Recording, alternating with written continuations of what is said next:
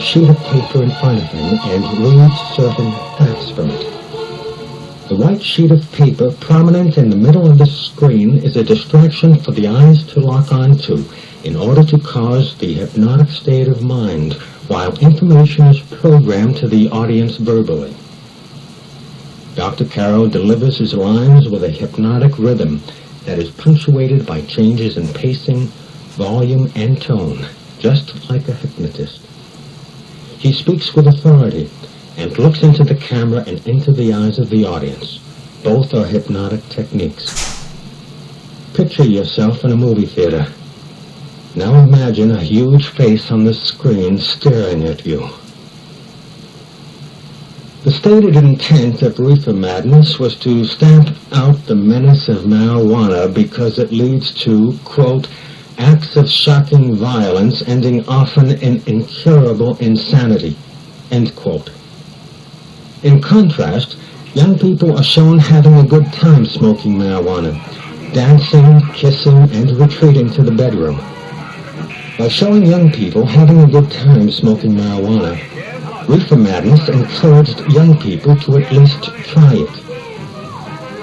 By telling the story of normal kids going berserk because of marijuana, Reefer Madness scared older people into demanding that something be done.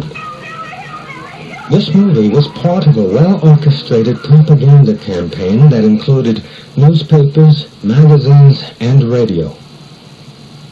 In 1937, about a year after the release of the movie, the Marijuana Tax Act was signed into law, with a major effect being to drive prices up for marijuana to make its cultivation and distribution profitable.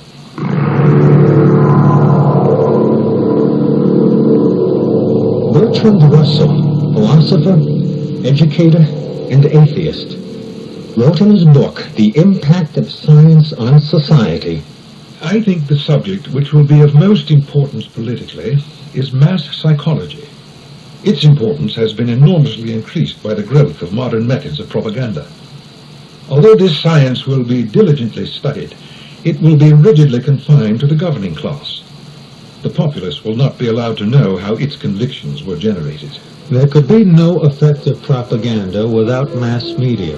Former national editor at the Washington Post and dean of the Graduate School of Journalism at the University of California at Berkeley, Ben Bedikian, reported in his book, The Media Monopoly, published in 1983, that 50 corporations controlled most of America's media.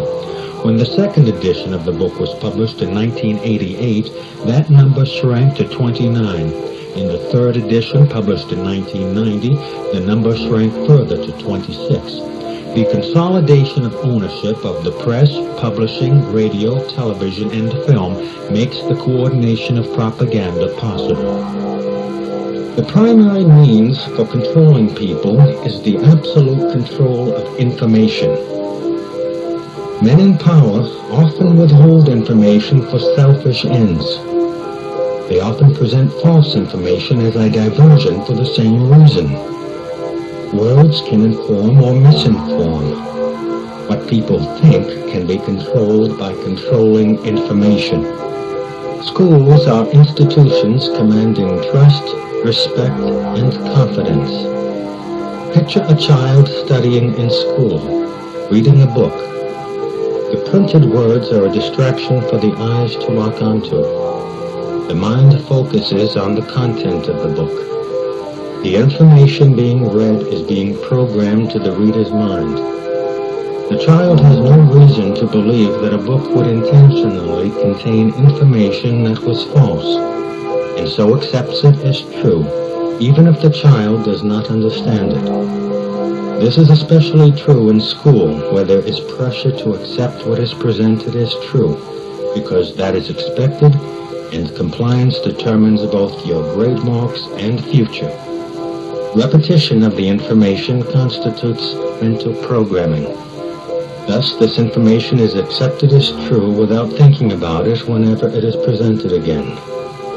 The college textbook, Introductory Psychology, second edition, by Jonathan L. Friedman, published by Addison Wesley Publishing Company, contains information that is false. This textbook, used for General Psychology Course 221 at the University of North Carolina at Greensboro, fall semester 1982, says the following about brainwashing.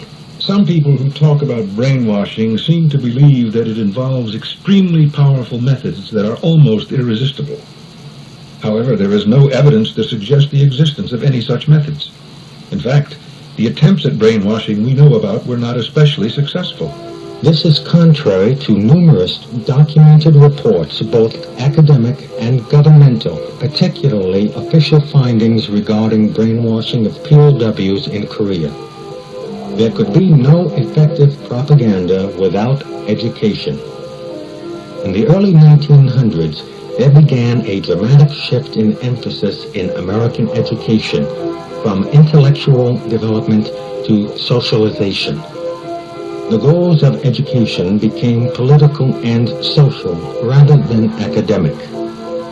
This was due in large part to John Dewey, who denied the existence of God and moral absolutes.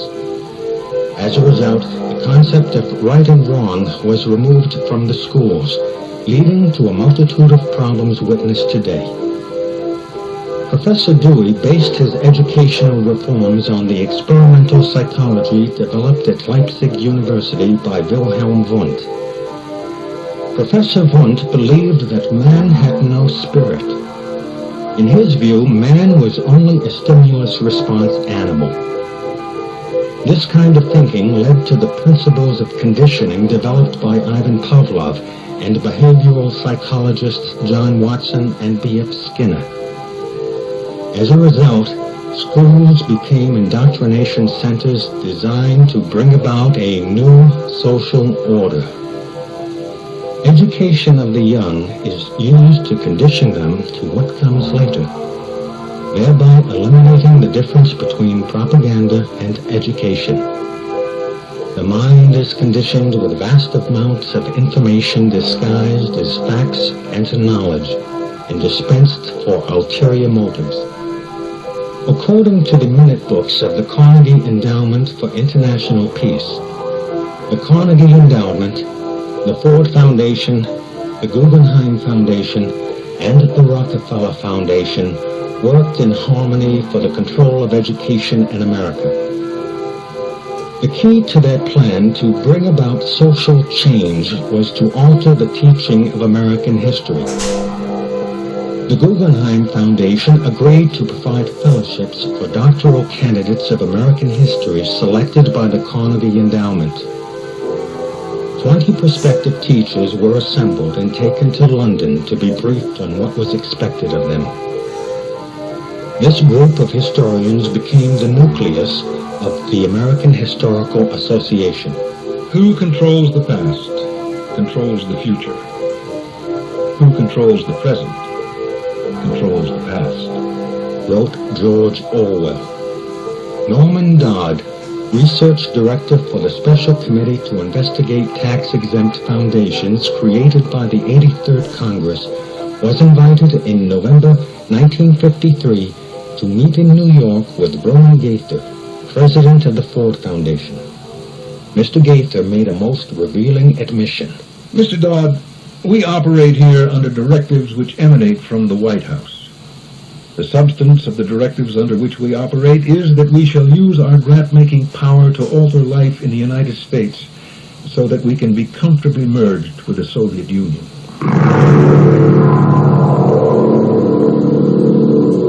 In his book, Brainwashing in the High Schools, Professor E. Merrill Root examines 11 history textbooks used in the Evanston Township High School in Evanston, Illinois from 1950 to 1952. None of these textbooks makes it clear that the government of the United States is not a democracy but a republic. The Founding Fathers defined the form of government they established as a constitutional republic. Not one of these textbooks lists the word republic in its index.